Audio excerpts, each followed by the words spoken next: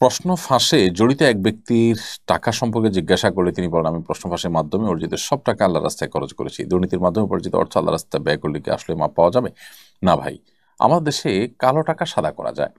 অর্থাৎ অবৈধভাবে উপার্জন করেছেন কেউ, কিছু ট্যাক্স দিয়ে দিলে সবগুলো সাদা হয়ে যায়। এটা দেখে আমরা অনেকে মনে করি যে ধর্মীয় ক্ষেত্রেও বোধ হয় আমরা কোনো অন্যায় উপার্জন করে, হারাম উপার্জন করে কিছু টাকা দান সাদাকা করে দিলে বোধ হয় বাকিগুলা হালাল হয়ে যাবে। ব্যাপারটা সেরকম না। হারাম উপার্জন করলে আপনি এই টাকা যাদের থেকে উপার্জন করেছেন, কারোর হক নষ্ট করেছেন, তাহলে তারটা তাকে ফেরত দিতে হবে। আহ সম্পূর্ণ দান করে দিতে হবে যদি তাকে ফেরত দেওয়ার সুযোগ না থাকে। এরপর আল্লাহ তাআলার কাছে মাপ চাইতে হবে। কিন্তু আপনি কিছু টাকা দান সদকা করে দিয়ে বাকিগুলো হালাল হয়ে যাবে মনে করলে সেটি আপনার ভুল ছাড়া আর কিছু নয়। এরকম ধারণা অনেকেই করছেন।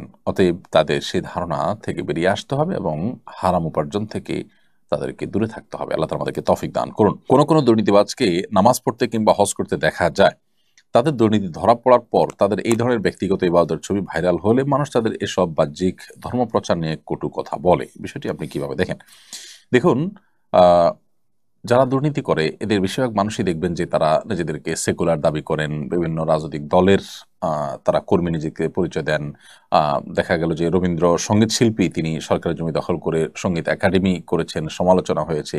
তো এই সময়টাতে রবীন্দ্র সঙ্গীত চর্চা নিয়ে তো সমালোচনা হয় না, বা তার দুর্নীতিবাজ ব্যক্তির সেকুলার মন মানসিকতা বা চিন্তাধারা নিয়ে তো সমালোচনা হয় না। ধর্ম নিয়ে সমালোচনাটা কেমন হয়? কারণ হলো আসলে আহ, ধর্ম বা ধর্মীয় লেবাস পোশাক যাদের থাকে তারা সাধারণত অপরাধে জড়ায় না।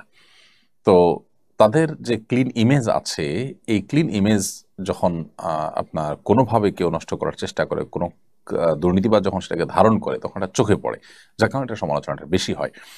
এবং এই সমালোচনাটা যারা করে এর মধ্যে অনেক সেকুলার, অনেক ইসলাম বিদ্বেষীরা আছে। এই চান্সে তারা ইসলামের এক হাত নেওয়ার চেষ্টা করে এবং তারা রীতিমতো দাড়ি টুপিকে, ওই দুর্নীতিবাজদের দাড়ি টুপি দেখে দাড়ি টুপিকে তারা তাদের লেবাস ধারণ করা দেখে এই লেবাসকে তারা দোষারোপ করেন। এটা একেবারেই অজ্ঞানতা সুলভ কাজ।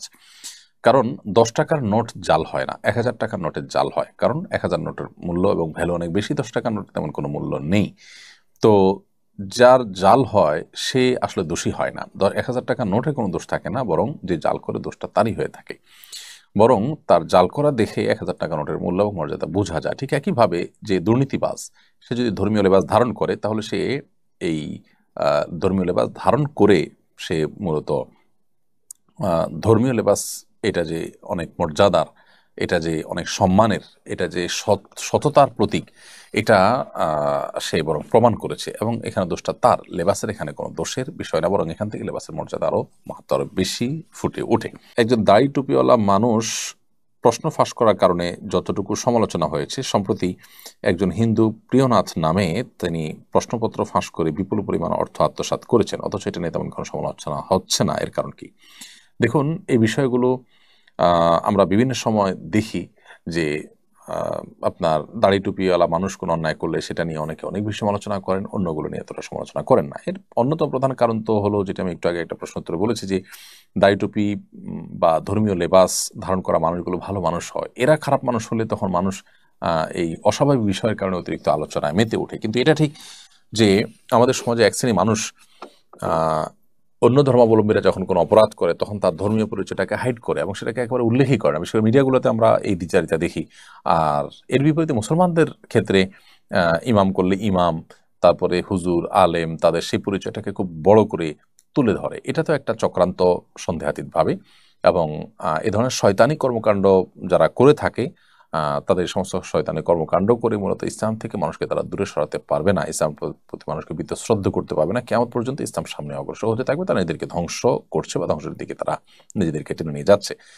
তো আমরা অবশ্যই ব্যক্তিগতভাবে আমরা যখন এই সমস্ত কাজের প্রতিবাদ করব, তখন আমাদেরকে লক্ষ্য রাখতে হবে যে আমরা তাদের সে সমস্ত ষড়যন্ত্রের শিকার যেন না হই। অর্থাৎ ধর্মীয় পরিচয় বা আপনার ধর্মীয় আপনার ক্রিয়া ক্রিয়াকর্ম, এগুলোর ভিত্তিতে একটা মানুষকে আমরা তুলোধনা করলাম, আহ, কিন্তু একইভাবে অন্য ধর্মাবলম্বী একজন মানুষ যখন করছে তখন তার ধর্মীয় পরিচয়টাকে আমরা একেবারে ছোট করে দেখলাম। এটা দ্বিচারিতা ছাড়া আর কিছু না। অনেক মুসলমান সন্তানরা আমরা এই এই টাইপের কাজ করি, যেগুলো আসলে সুশীল সুলভ কাজ, তথাকথিত সুশীল সাজার একটা চেষ্টা হয়ে থাকে। এটা আমাদের উচিত নয়।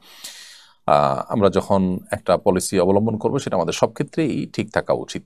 আমাদের দেশের বিভিন্ন পাবলিক পরীক্ষার প্রশ্ন প্রায় ফাঁসায়। ফাঁসকৃত প্রশ্ন আগে জেনে পরীক্ষা দেওয়ার পর চাকরিগুলো উপার্জন হালাল হবে কিনা, প্রশ্ন ফাঁসে জড়িতদের কী ধরনের শাস্তি হওয়া উচিত।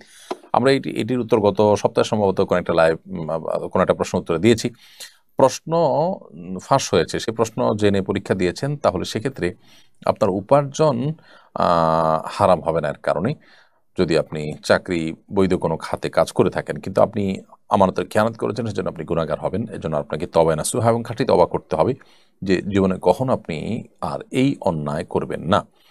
আর এর সাথে যারা জড়িত, প্রশ্ন ফাঁসের সাথে যারা জড়িত, তারা বহু মানুষ অধিকার খর্ব করেছেন, বহু মানুষও অধিকার নষ্ট করেছেন। ইসলাম শরিয়ার দৃষ্টিকোণ থেকে এটি অনেক বড় একটি কবিরা গুনাহ, বিধায় এটার শাস্তি শরিয়া যদিও এটার শরিয়ার দণ্ডবিধিতে বিশেষ কোনো দণ্ড মানে ঠিক করে দেয়নি। অতএব যখন যে সমাজে যেই পরিস্থিতিতে যে ধরনের শাস্তি দেওয়াটা উপযুক্ত মনে করবেন বিচারকগণ, সে শাস্তি শরিয়ার দৃষ্টিকোণ থেকে শরিয়ার বিচারিক আদালত থাকলে সেখানে দিবেন।